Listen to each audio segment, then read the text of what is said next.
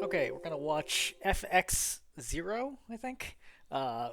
Playing Kiriko on Ilios. This is a gold 2. I think it's on console. And this is what they said. Unwinnable match for me. What did I do wrong?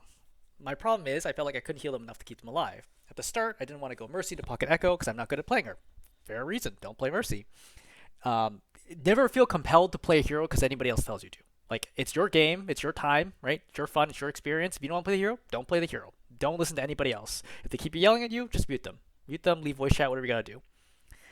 I couldn't find an opportunity to do damage either. I was busy trying to keep them alive. Teammates said healer diff at the end of the match. What could I have done to make these kinds of matches at least more balanced? So, I will say I've already watched most of this video already just to take a quick like pre-read.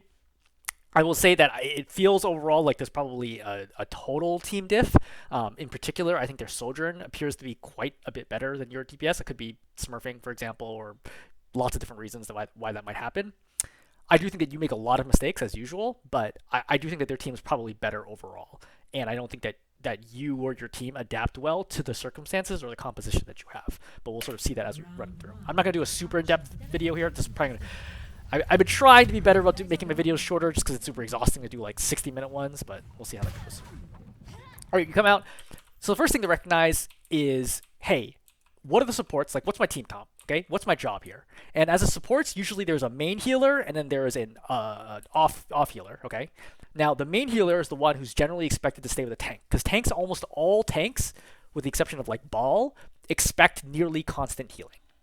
So one of the supports is usually dedicated, like hard dedicated to healing the tank. The other support is typically more flexible and either might not be healing at all. So for example, like Zenyatta, who gives you sorry, very little healing, or somebody like Mercy, who might be pocketing a DPS and damage boosting. But the secondary healer typically is freer to play with the DPS. That's typically the way it happens. Now, in this lineup with the Moira and Kiriko, I would assume that Moira will stick with the Orisa. Why? Because Moira is a very short-range healer with a surprisingly not that much mobility, right? She only has one fade, which is a relatively long cooldown. She can't be using that to jump all over the place all the time. So I would expect the Moira to be playing with the Orisa and just pocketing her the whole time.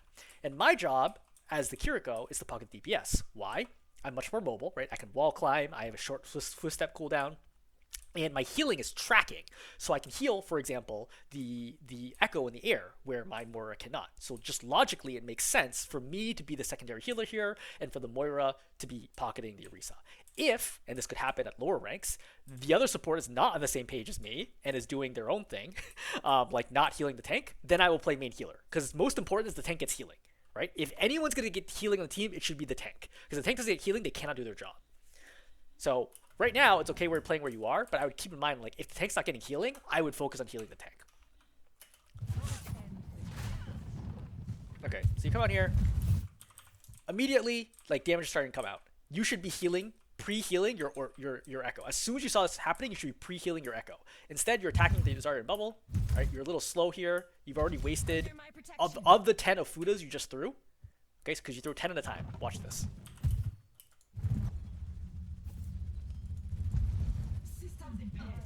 So 2, 4, 6, 8, 10. None of these Ofudas landed. Okay, all of them were just wasted. So you just wasted a full round, which is about 110 health of healing, which your Echo for sure needs, right? Your Echo is currently missing 97 health, so it would have been great for the Echo to get that healing. And the problem here is that your aim is just off. Right, so you look down. You should have looked up right now. You're holding the trigger before actually looking at her. Like, she's not even on your screen. So you should have found her and then healed her. So not having healing is going to prevent your Echo from doing a lot here. You jumped us in the healer, which is fine. I think this is the right call.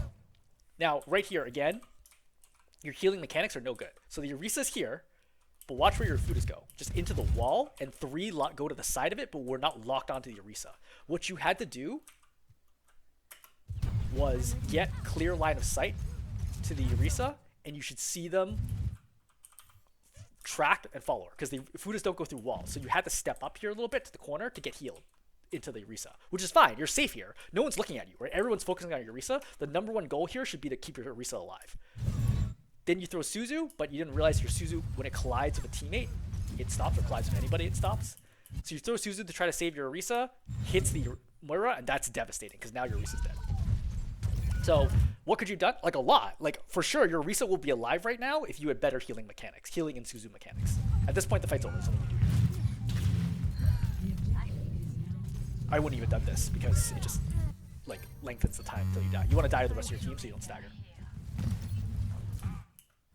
Okay, so your Echo's top left. Again, your Ramatra's here. Ramatra needs less healing than Orisa typically because he has a shield. So I would go up and play with your Echo right now because your Ramatra does not need you.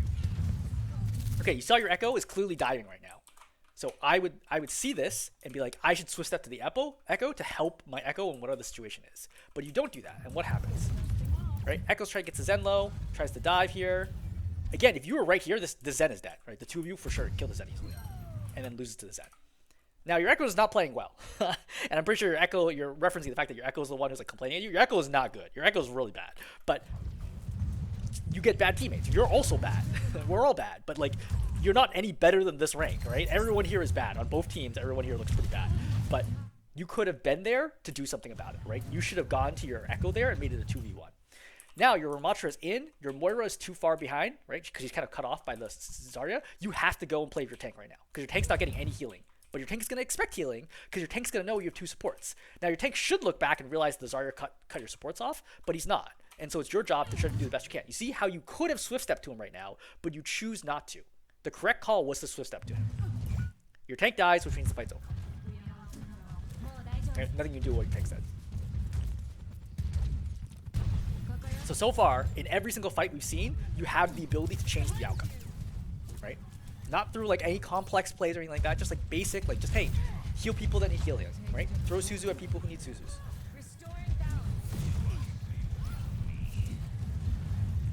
Alright, so once again, Moira is here, right? On the Ramatra, you see your Echo up high at the top of your screen is low. She's diving somebody. She's still low. She's still low. You saw that, you didn't Swift Step, and then she dies. So, what happened from the Echo's perspective? She dies to Sojourn, misses most of it, right? Fights, but savable. Like, she messes this up for sure, but she's definitely savable here. If you were here with her, you 100% would have kept her from dying, right? Like, you need to take a little more risks here because you're playing like so crazy passive, and as a result, your team's getting almost no healing. Once again, your Ramatra's gotten very, very low. Like, you have to go to the Ramatra here because the Moira's not in the right position, okay? You have to go to the Ramatra. You have to step up to Suzu. Instead, you try to throw this long-range Suzu, which is not going to work, and the Ramatra gets focused down and killed. Like, you're not really providing any value here. You know what I mean? You're like, oh, what can I do? I would say do something. Like, this stretch right here from when your Echo dies, okay? What are you doing right now? How much? Okay, you healed, I don't know, 40 health. Okay, maybe you healed another like 60 health. Okay, you healed like 60 health. And that's it. Right? You lost your Echo, you lost your Ramatra, healed, I don't know, 200 something health total. Right? Your Widow dies, also savable, right? You could have Swift Stepped to your Widow right now. Right there, you could have Swift Stepped, right, to start healing. You're just not doing anything. Again, you try to heal people. Afuda does not go through walls. Because it seems like you think it will, but it will not. It will collide into the wall.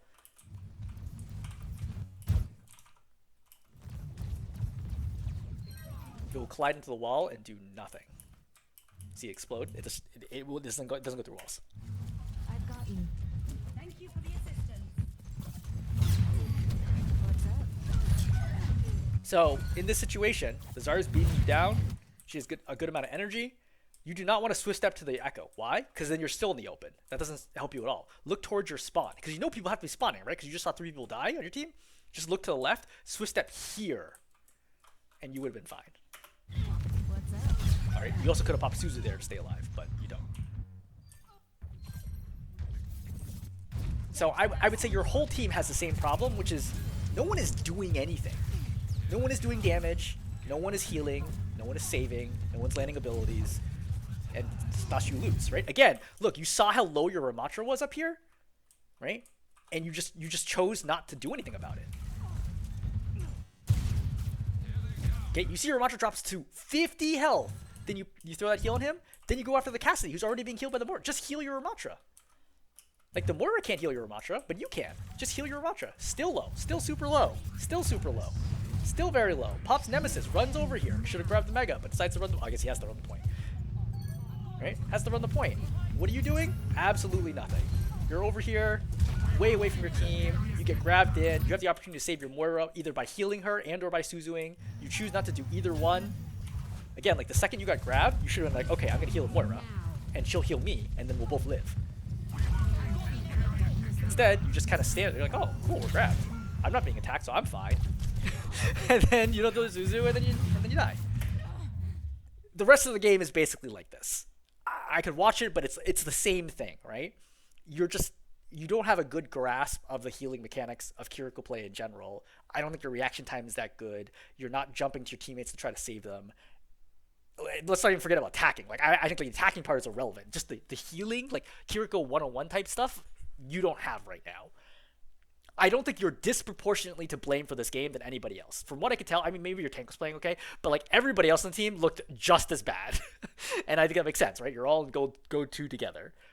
So I wouldn't feel like, oh, wow, like I'm the one who dragged my team down. Everybody in this game played really poorly, as far as I could tell. Everyone on your team, at least, played very, very poorly, so I wouldn't fret about that. But is there something you could have done to make it balance? Absolutely, right? You could have saved so many people.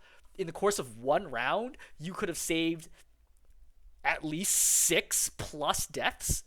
At a bare minimum, you could have saved 6+ deaths, which would have been a massive difference in turning around the game. So that's my quick bit. Maintain line of sight of people, actually get the healing into them, suzu them when they need it, switch at the people who need help. Hope that helps.